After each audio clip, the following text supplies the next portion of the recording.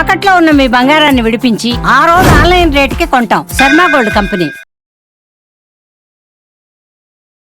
నమస్తే సుమన్ టీవీ ప్రేక్షకులందరికీ ఉగాది పండుగ శుభాకాంక్షలు. నేను మీ కీర్తి.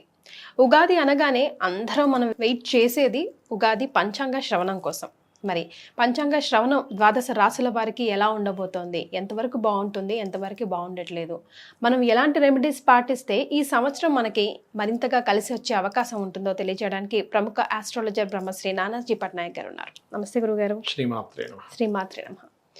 గురుగారు, క్రోధినామ సంవత్సరం వెళ్ళిపోయి శ్రీ విశ్వవసునామ సంవత్సరంలోకి ఎంటర్ అయిపోయాం. తెలుగువారి సంవత్సరాది ఉగాదికి వచ్చేసాం.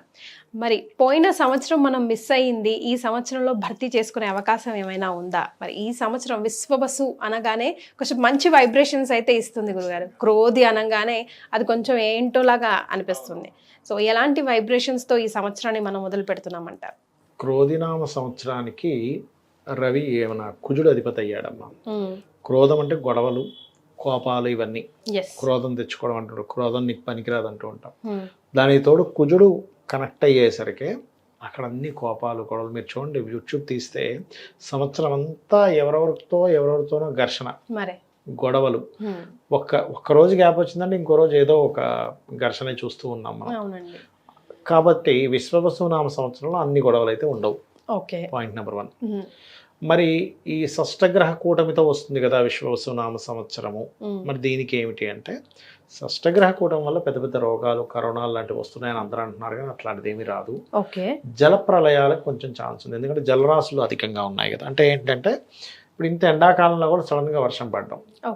కొంచెం బుధుడు నీచబడి ఉన్నాడు కాబట్టి, ఈ విశ్వవసునామ సంవత్సరంతో బుధుడు నీచంలో ఉన్నాడు కాబట్టి కొంచెం ఏంటి, షేర్ మార్కెట్లో ఫ్లక్చువేషన్స్ రావడం, కొంచెం బార్డర్స్ దగ్గర ఈ కుజుడు కూడా నీచంలో ఉన్నందుకు కొంచెం బార్డర్స్ దగ్గర ఈ మిలిటరీ, ఈ సైనికులు కొంచెం ఇబ్బందికరమైన, సెక్యూరిటీ సంబంధించిన వాళ్ళకి కొంత ఇబ్బందికరమైన వాతావరణం. అయితే విశ్వవసునామ సంవత్సరానికి రవి అధిపతి కాబట్టి గవర్నమెంట్లో కొన్ని మార్పులు, కొన్ని పదవులు, గవర్నమెంట్ జాబ్స్ చేసే వాళ్ళలో కొన్ని మార్పులు, కొంచెం ఈ శని రాహువులు మీనరాశిలో కలుస్తున్నందుకు కొంచెం అంటే ఆధ్యాత్మికంగా కొన్ని తారాస్థాయిలో కొంతమంది ఉంటారు పీఠాధిపతులు, వాళ్ళకు కొంత ఇబ్బంది ఇస్తుంది అమ్మాయి. అది కొంచెం చూసుకోవాలి. ఎందుకంటే శని రాహువులు మీనరాశిలో కలవడం అనేది మామూలు విషయం కాదు. అది రెండు గురు రాశుల్ని అది క్యాప్చర్ చేస్తుంది.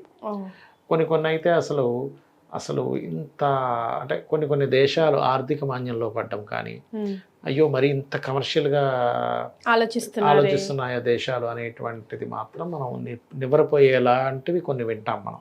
ఎందుకంటే బుధుడు నీచ కదా, అందుకని. కాకపోతే క్రోధినామ సంవత్సరంలో వచ్చినన్ని ఘర్షణలు ఈ సంవత్సరం రావు. ఎందుకంటే కుజుడు కాదు రవి.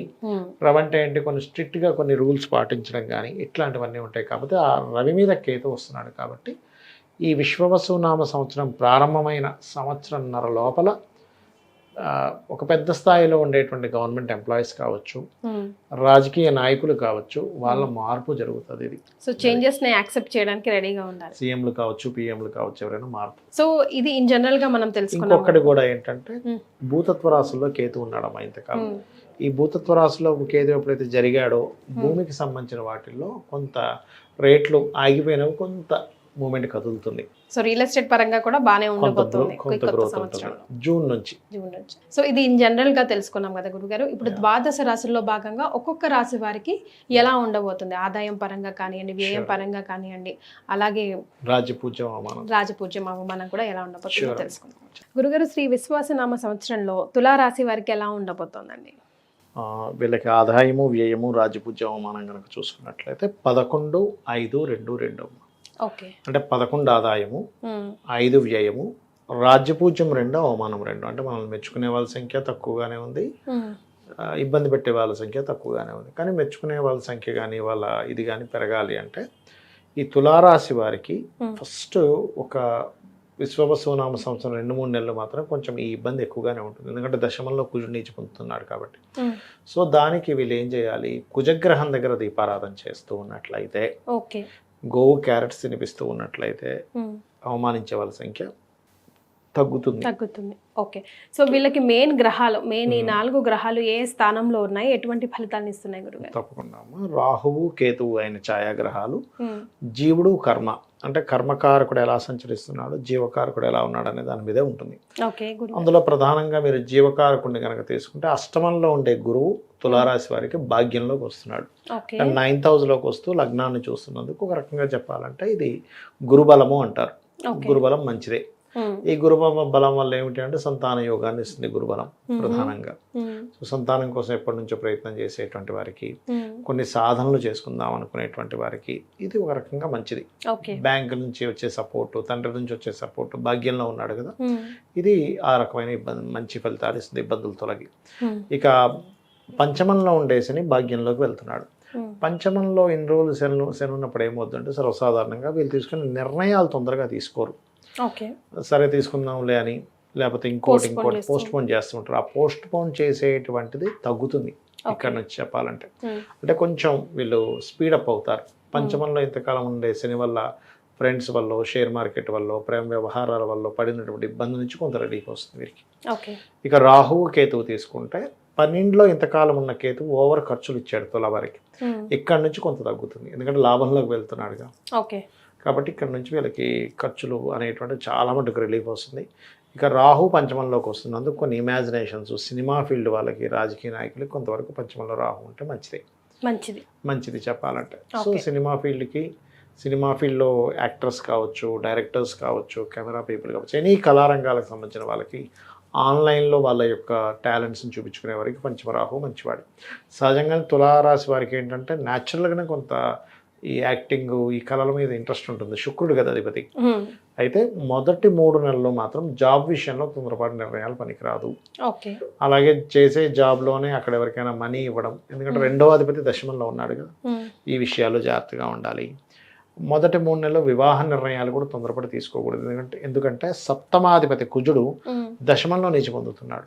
ఒక్కొక్కసారి పార్ట్నర్స్ మూలంగానే కొంత జాబ్లో కొంత స్ట్రెస్ రావడం ఇట్లాంటివి చూపిస్తుంది చెప్పాలంటే.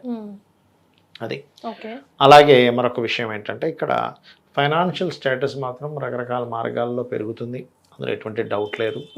అదేవిధంగా హోమ్ లోన్స్ కోసం ప్రయత్నం చేసేటువంటి వారికి లోన్స్ లభిస్తాయి. ఓకే, అలాగే కొంచెం అంటే ఇష్టపడిన వారిని వివాహం చేసుకునే పనిలో కొన్ని డిస్ప్యూట్స్ కూడా ఎదుర్కొంటారు వీళ్ళు. ఈ మొదటి 3 నెలలు కొంచెం అది బలంగా చూపిస్తుంది చెప్పాలంటే. బట్ కొన్ని మెడికల్ రంగాల్లో ఉండేటువంటి వారికి, లేదా ప్రమోషన్స్ కోసం ప్రయత్నం చేసేటువంటి వారికి జాబ్లో స్ట్రెస్సే, మార్పులే, కానీ ఆ ప్రమోషన్స్ కూడా ఒకవైపు రావడం కూడా జరుగుతుంది చెప్పాలంటే. ఇప్పటి వరకు మనం ఒక 6-7 రాశులు చూసాం కదా గురుగారు, అందరితో కంపేర్ అన్ని చూసినా కూడా శని ఎఫెక్ట్ కొద్ది గొప్ప అందరి మీద కనబడుతోంది. అంటే కర్మ కదమ్మా, మనం కర్మ చేయకుండా ఉండం, ఏదో కర్మ చేస్తూనే ఉంటాం. అంటే ప్రతిదీ కర్మే. మనం భోజనం చేస్తున్నా, నిద్రపోతున్నా, ఒక పని చేసుకుంటున్నా, ఎవరితో మాట్లాడుతున్నా, ప్రతిదీ కర్మే కదా. సో కర్మ లేనిది అసలు మనిషి లేడు ఫస్ట్, ఏదో కర్మతో కనెక్ట్ అయ్యి ఉంటాడు. కాబట్టి ఆ కర్మకారకుడు దేంతో కనెక్ట్ అయ్యాడు అనేది ముఖ్యం అన్నమాట అక్కడ. సో ఆ రకంగా అయితే వీళ్ళు ఎక్కువగా ఆరాధించడం కూడా కాళికా అమ్మవారిని, ఈ సంవత్సరం అయితే ఎక్కువగా దుర్గాదేవిని, అందులో ఓం దుమ్ దుర్గాయ నమః అనే నామస్మరణ, రాహుకాలంలో దీపం వెలిగించడము, ఇవి చాలా చక్కటి ఫలితాలు ఇస్తాయి.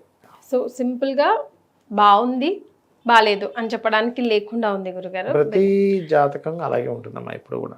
అంటే వాళ్ళకి ఏ భావాలకి కనెక్టివిటీ ఉంటే బాగుంటుంది అనేది ఉంటుంది. అయితే ఇక్కడ ఏంటంటే వీళ్ళకి గురుబలం రాశి మీద ఉంది.